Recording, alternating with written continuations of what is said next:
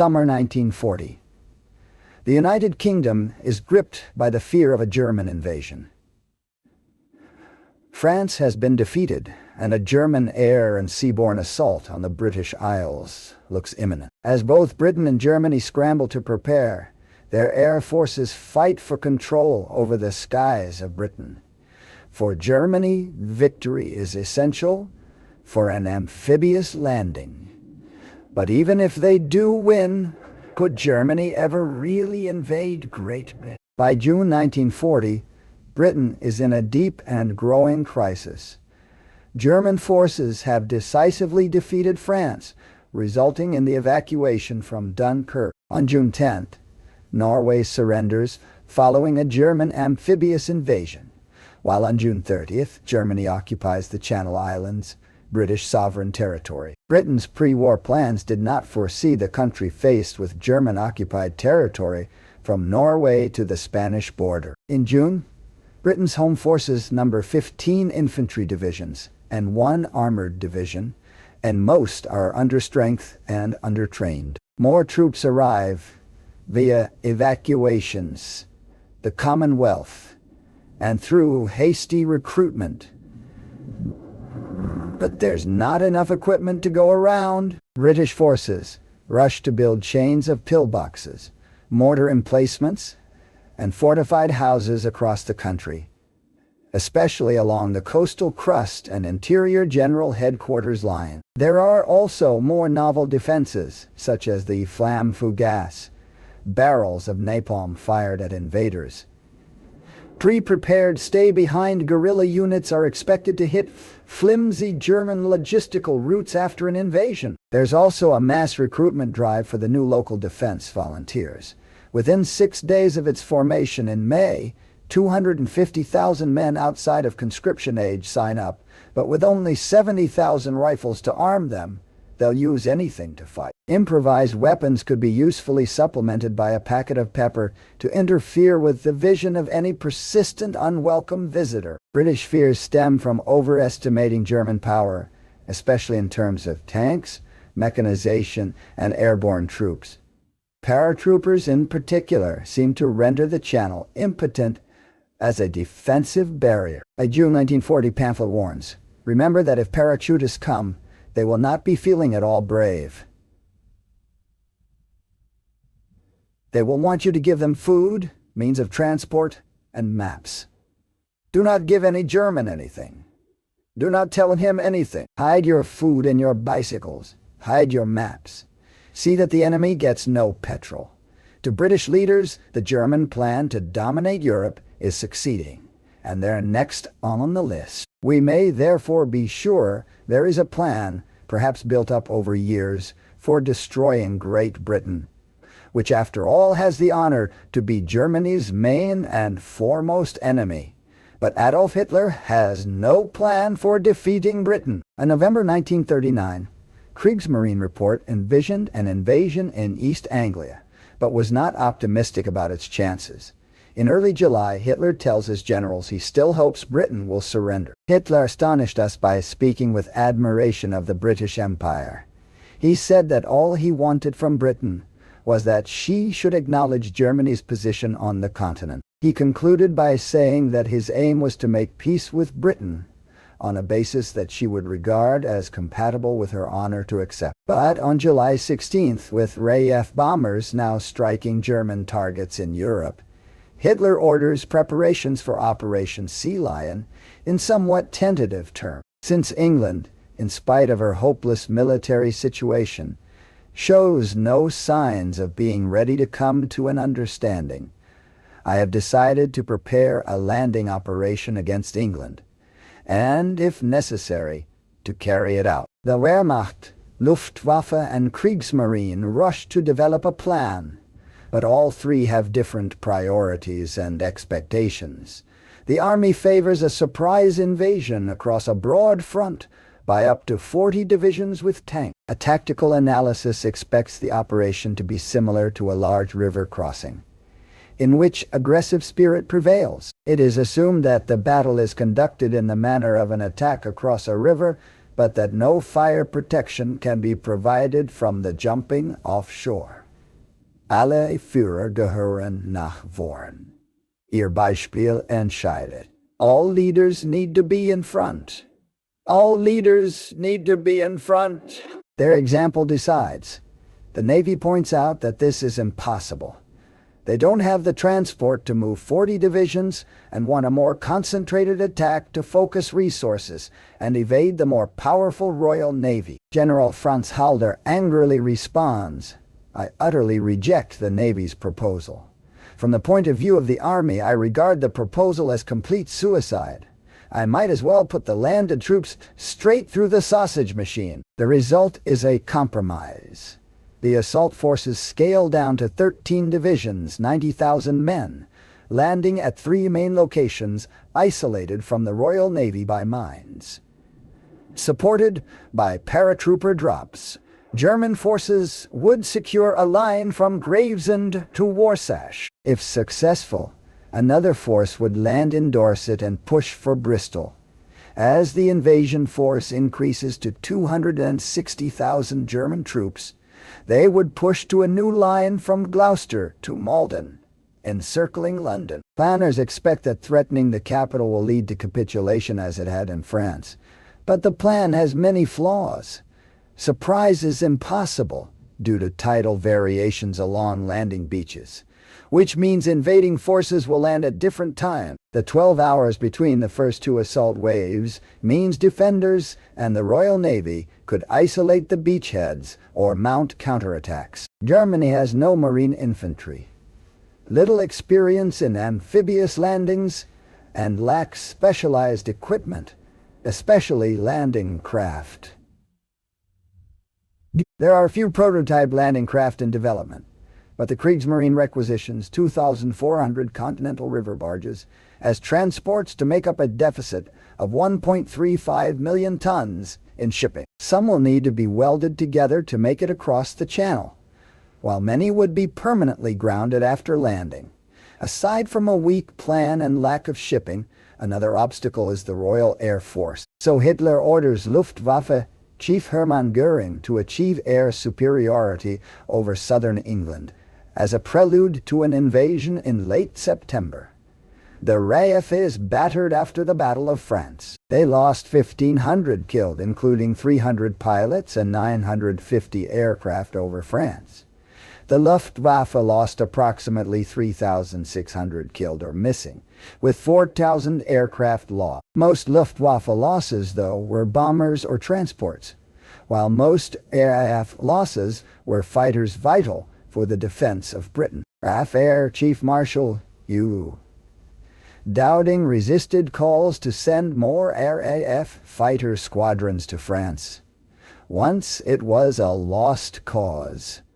But average experience level is low. Technology and tactics are also critical, which is why we talked to military aviation expert Christoph Bergs.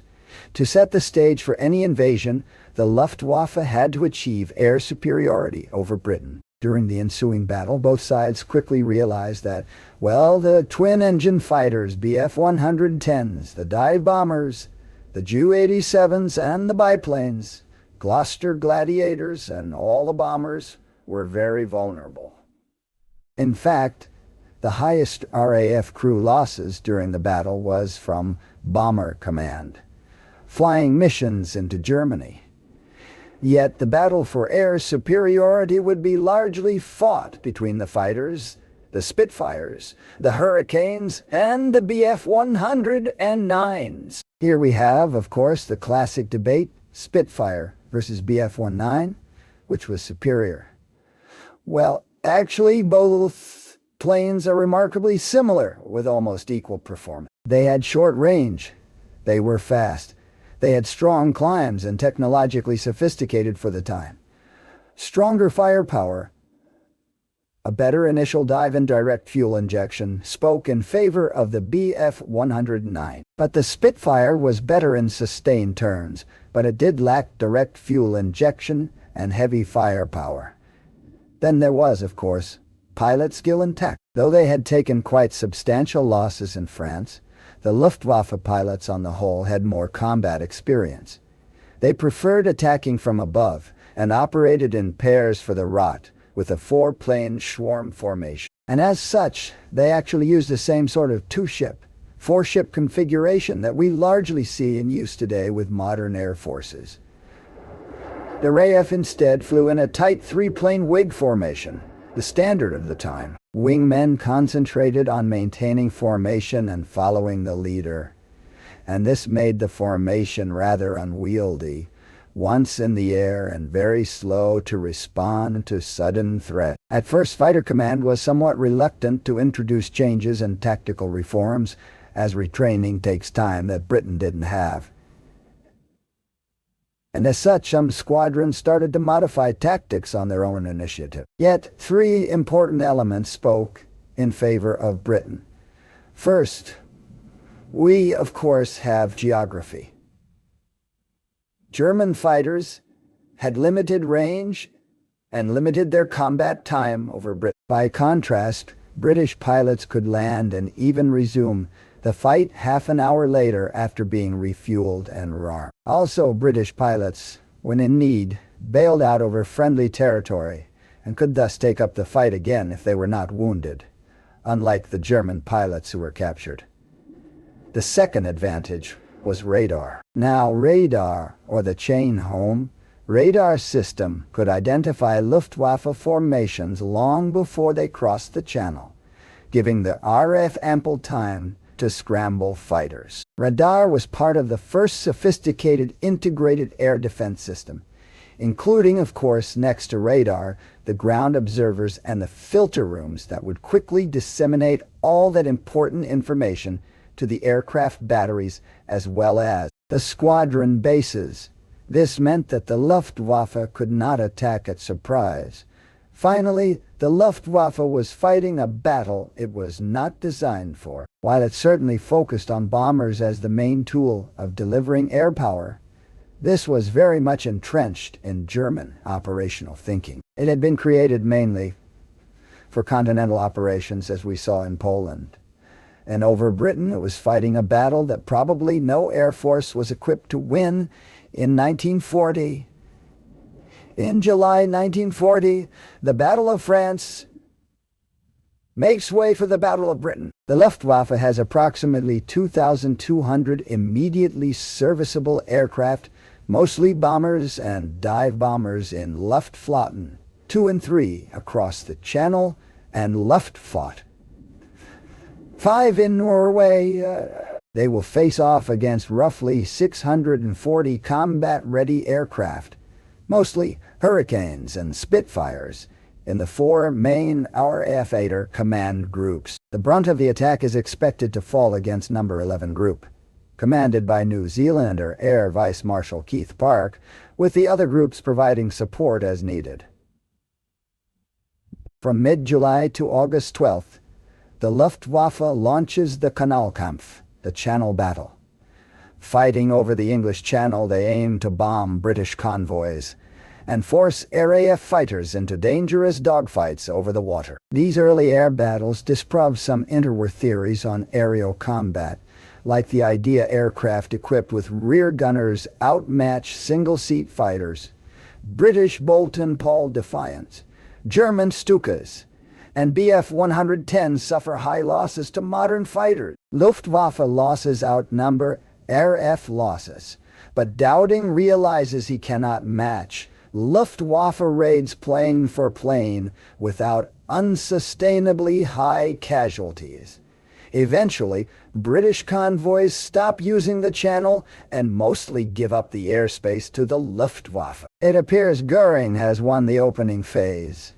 In reality, the RAF recovers and gains new pilots every week, including from the Commonwealth, German-occupied nations, and the RAF Volunteer Reserve.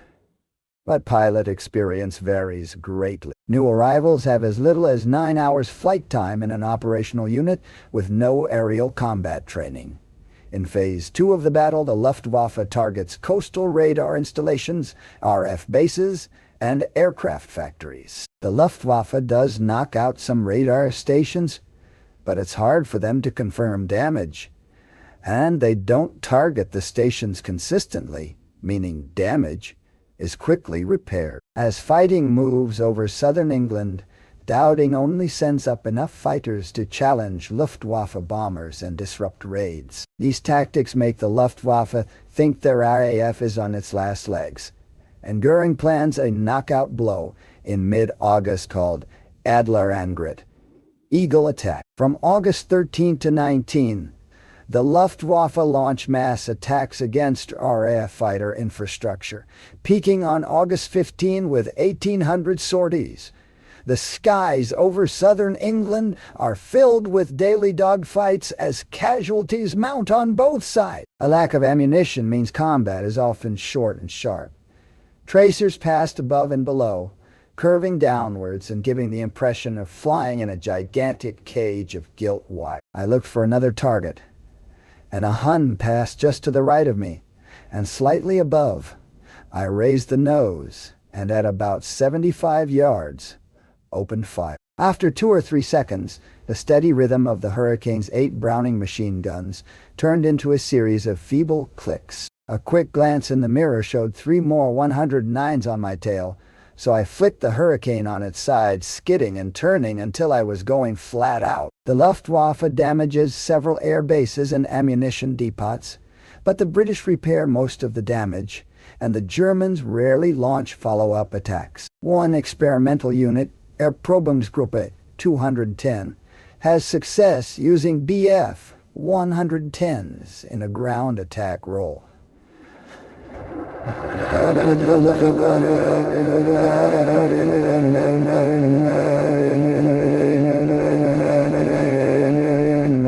Vulnerable heavy fight. Historian Stephen Bungay concludes, had all the Bf 110 crews been retrained to deliver fast, low-level pinpoint attacks in the way that Erprobungsgruppe 210, where Göring would have had a war-winning weapon in his hands. There are also German intelligence failings.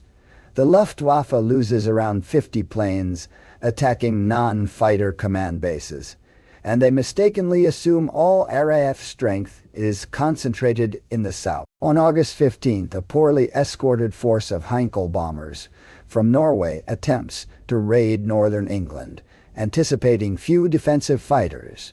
British reserve fighters in Noble 13 Group intercept it and destroy almost 20% of the raiders. From August 13-19th, the Luftwaffe loses 363 aircraft, mostly bombers, destroyed or damaged to all causes.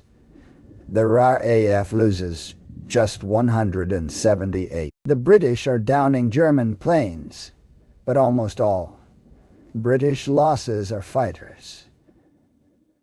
And for the first time, losses are higher than replacements. British men and machines are wearing out. The Luftwaffe, though, is also exhausted. Fighter pilot Ulrich Steinhilfer flew 7 sorties in one day.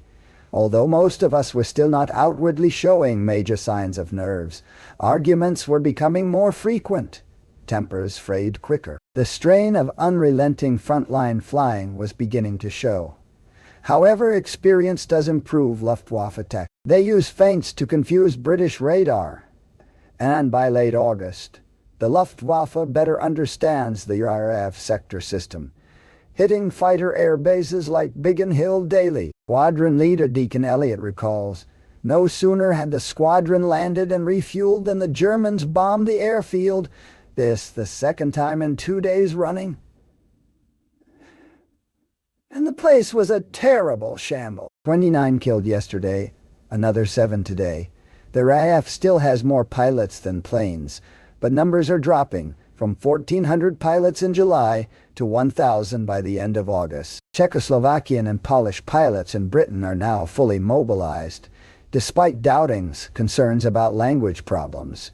The losses also trigger strategic debates and tension between commanders. Number 12 Group, Commander Trafford, Leigh Mallory, with the support of fighter ace Douglas Bader, believes mass big-wing formations are more effective at countering bombers than Dowding and Park's smaller interceptions designed to preserve strength. But Park argues such formations take too long to form up, especially in Number 11 Group, which often only has minutes to respond to raids. Big wing experiments by No. 12 Group are mostly unsuccessful, but the so-called Big Wing controversy remains a point of contention between RAF commanders throughout the remainder of the battle and beyond. Meanwhile, in German-occupied ports, the invasion armada assembles. On September 7th, British commanders announced Cromwell the code word warning of imminent invasion. Their decision is informed by other events. The same day, Luftwaffe bombers shift from attacking RAF bases to hitting London.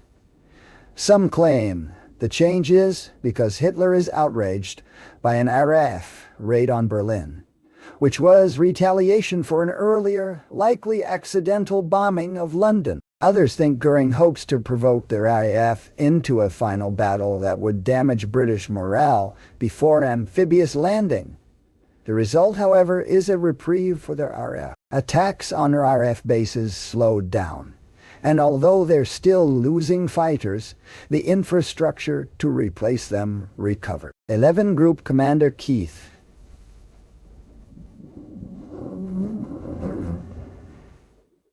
Park recalls, on the late evening of 7 September, I flew over London, and I can assure you that the east end of London and the Thames estuary were a grim sight. However, though I felt very angry, I said thank God, because I realized that the methodical Germans had at last switched their attacks from my vital aerodromes onto cities. The battle peaks again on September 15th, with two massive German daylight raids totaling 250 bombers and more than 300 Bf-109s clashing with 300 RAF fighters. The Bf-109s are now in closer escort roles, robbing them of their initiative and making them more vulnerable.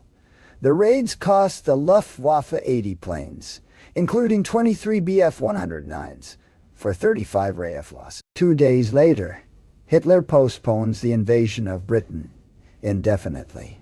Heavy fighting continues into October, but German bombers transition to safer, less accurate nighttime operations. By October 31st, Dowding considers the Battle of Britain to be over. RAF Fighter Command loses 449 pilots killed and 1,500 aircraft damaged or destroyed. Luftwaffe losses are 2,500 killed and 900 captured, with almost 2,800 aircraft destroyed or damaged. Most German losses are bombers, whose larger crews account for the higher casualty rate. German bombing kills about 23,000 civilians. The Luftwaffe's defeat has multiple causes, including British radar, poor German intelligence, and tactical disadvantages for Luftwaffe pilots, like fighting over enemy territory. It was also fighting a battle for which it was not designed. The Luftwaffe was influenced by interwar theories on strategic bombardment, but financial constraints and the dominance of the army in the German military resulted in an air force geared more towards supporting ground operations with light and dive bombers. These types of bombers lacked the offensive punch to operate unilaterally. Meanwhile, expectations air combat would be similar to naval combat, prioritized more expensive turret-equipped heavy fighters. The Germans therefore lacked the capacity to produce enough single-engine fighters, which proved decisive in aerial combat. Historian Jens Weiner concludes, the Luftwaffe flew many inefficient airplanes, like bombers or Zerster, into battle. The existing aerial armament advantage in 1940 remained almost inconsequential. To focus on fighter production, Luftwaffe leadership would have to abandon their doctrine. But this was never considered, because the German victories of 1939–40 obscured the weakness of the German doctrine. On a strategic level, Luftwaffe commanders and intelligence were poorly prepared for the task at hand. Whereas in combined air-ground operations it was often sufficient to attack a target close to the front line once, during the Battle of Britain, RAF infrastructure needed to be hit regularly and deliberately. This the Germans did not do, and as a result the damage caused was often temporary.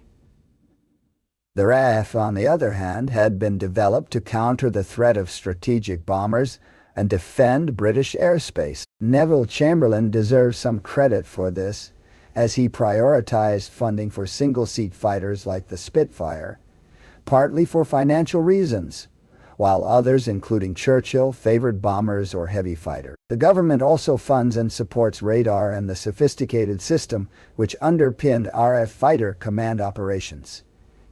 Historian John Ray reminds us of the RAF's readiness. If the David and Goliath analogy is accepted, the former was better prepared and the latter less fearsome than customarily believed. It's often said that victory in the battle prevented an invasion of Britain and its defeat, but this is disputed. So did Sea Lion ever stand a chance? Well, it's impossible to say exactly what would have happened had Britain lost the Battle of Britain. Some historians argue that if the full Sea Lion forces had landed in Britain, they could have likely achieved their military objectives, although it remains unclear if Britain would have surrendered. However, German aerial victory in August and September would not have guaranteed a landing. Firstly, there were only 7 days in those months where the tides were adequate, meaning the Luftwaffe would have to further exhaust itself maintaining air superiority over England until the invasion. With the RAF able to recover in bases beyond Luftwaffe range, that would be difficult. The Royal Navy Home Fleet also remained a significant threat. With few torpedo bombers, it's unlikely the Luftwaffe would have defeated it from the air. With the Kriegsmarine still recovering from the Norway operation and lacking heavy ships, it was unprepared for battle with the Royal Navy in the Channel. The Royal Navy would have likely swept mine barriers within days, allowing the Royal Navy access to the vulnerable logistical sea route. They would have lost ships in a risky operation, but stopping or degrading Sea Lion would have far outweighed losses. German planning was also deficient. They hoped to transport around 100,000 men in the first two waves with about 2,000 canal barges. During 1944's Operation Overlord, the Allies needed 4,000 purpose-built landing craft to ship 132,000 men. By that point, the Allies had the benefit of experience from successful and failed amphibious landings in France, the Mediterranean, and the Pacific. In 1940, the Germans had no such experience. German inter-service cooperation, vital for amphibious operations, was hampered by rivalries and Hitler's preference for individual instead of group conferences. It's also likely that some commanders doubted Sea Lion from the start, but didn't want to criticize Hitler's directive, as Vice Admiral Kurt Assmann later claimed. When the time came for the final decision, none of the responsible personalities was ready, despite his knowledge of the weighty matters at stake, to take a firm stand against the operation. All, however, were inwardly relieved to be able to find, in the lack of air mastery, a sound argument which would openly justify them in abandoning the operation. Also, even if Germany could invade, would they have tried? The occupation of Britain, not guaranteed to be short or easy, would be a considerable drain on resources at a time when Hitler was shifting his attention east. From a German perspective, invading Britain was not a necessary prerequisite for invading the Soviet Union, and might even prevent it. By December, Hitler is already making plans against the Soviets, and unlike the cautious phrasing of Directive No. 16, Directive No. 21 is forceful.